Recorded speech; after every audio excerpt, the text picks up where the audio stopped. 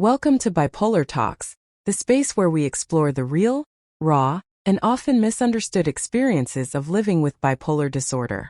Today's episode is one many of us can deeply relate to: the crash after the high, living through bipolar depression. We dive deep into what happens after mania, when the energy disappears and the darkness creeps in.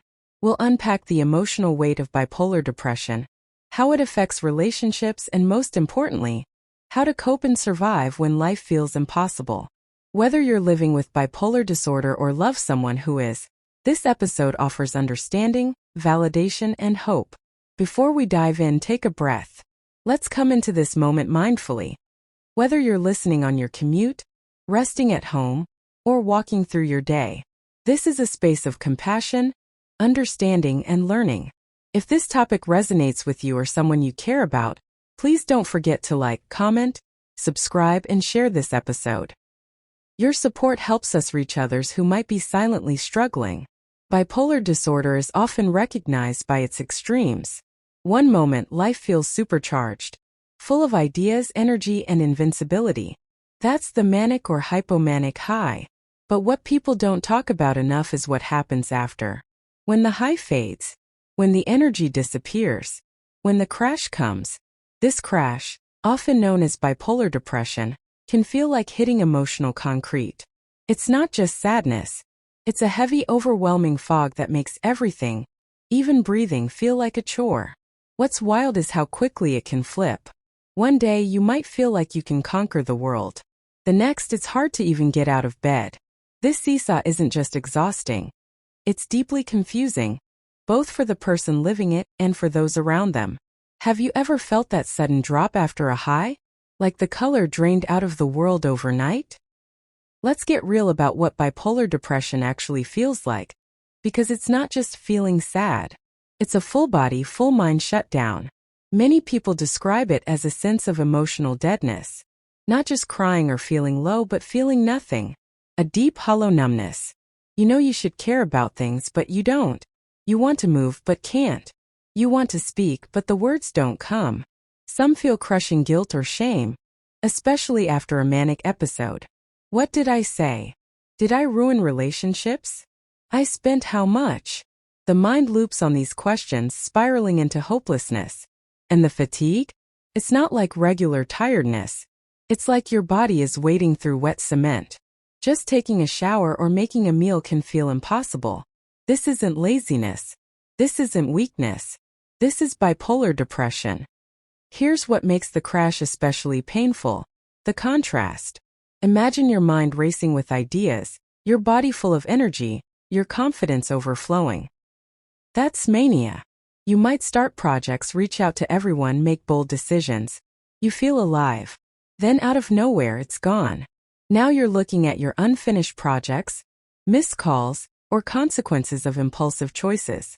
And suddenly you don't feel like a superstar. You feel like a failure. This emotional whiplash can lead to deep self-doubt. People may say, "You were just doing great, what happened?" They don't see that the great was part of the illness too. The high wasn't a cure. It was the other side of the same coin. Have you ever struggled with the guilt that follows a high? Bipolar depression doesn't just affect the person experiencing it. It ripples out. You might cancel plans, ghost people, become irritable or emotionally distant.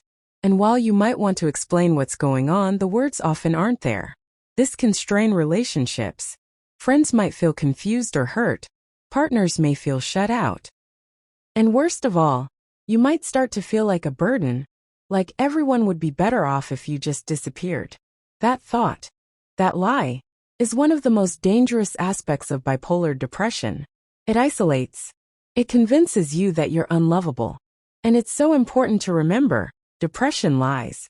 You are not a burden. You are worthy of love, even in your darkest moments. Let's talk about one of the hardest parts of the crash: suicidal ideation. Not everyone with bipolar depression experiences this, but many do. It can start subtly: thoughts like, "What's the point?" Or, "I can't do this anymore." These can snowball into dangerous territory quickly. It's terrifying to feel like your own mind is turning against you, that the only way out is to stop existing. If you've ever been there, know this. You are not alone. You are not weak. And there is help. Reach out. Call a hotline. Text a friend. Tell someone. There is always a way forward, even when you can't see it right now. Have you ever come back from a place you didn't think you could escape? When the depression hits, it can feel like nothing will help. But there are things, small steady things, that can make a difference. 1. Medication. Staying consistent with mood stabilizers or antidepressants, when prescribed by a psychiatrist who understands bipolar, can reduce the severity of the crash. 2. Routine. Depression thrives in chaos. Even a basic routine like waking up at the same time, taking meds, and eating can provide structure when everything else feels unstable. 3. Support. Whether it's therapy, a support group, or a trusted friend, having someone to talk to can be life-saving. You don't have to figure this out alone. 4. Self-compassion. This one is huge. You are not your symptoms. You are not broken. Be gentle with yourself, even when your mind is harsh. What has helped you survive the darkest moments? Coming out of a depressive episode can be strange. You might not bounce back quickly. And that's okay. There's often a period of emotional flatness, not quite depressed, not quite okay. Rebuilding energy, motivation, and confidence takes time. Be patient. Celebrate small wins. Taking a walk. Doing laundry. Calling a friend. These aren't small. These are acts of resistance, proof that you're healing. Remember, you've survived this before. You can survive it again. And each time you build resilience. If you love someone with bipolar disorder, the crash can be hard to witness. You might feel helpless. You might not understand why they've withdrawn, or how to help. Here's what you can do. Be patient.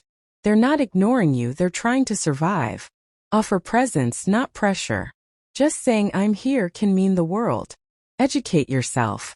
Understanding the disorder reduces blame and builds empathy. Check in regularly, even if they don't respond. Your steady presence matters. If you're supporting someone, your care is powerful. Don't underestimate it. The most important thing to remember about bipolar depression? It ends. It might not feel like it in the middle of the crash, but the depression will lift. You will feel again. Laugh again. Hope again. Hold on. Even if you have to hold on minute by minute. You are worth the fight.